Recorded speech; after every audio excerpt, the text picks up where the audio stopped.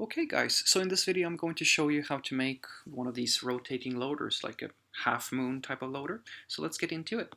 So I have this little div element that I put a class of loader on, and all it is, it's just a rotating little element that spins and spins and spins. And so I declared it to be 80 pixels times 80 pixels, and then I set the borders, all of them, to be steel blue, and then I override that by setting the top and the right border to be white instead.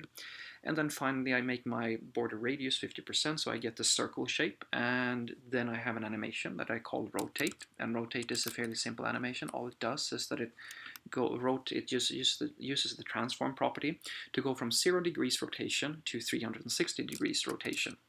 And the reason why I want to do that is because when I run it over 0.8 seconds, I want to do that in a linear fashion. In other words, I want the element to rotate 360 degrees, because then it's going to be back at the starting position, as it's going to go from the start position all the way around back to the start position. And I want just to, whenever I run that animation, to run that in the same fashion over and over and over again, because the effect is going to is going to be the correct one. I don't want to go forward and then backwards, which would be the effect if I used an alternate animation.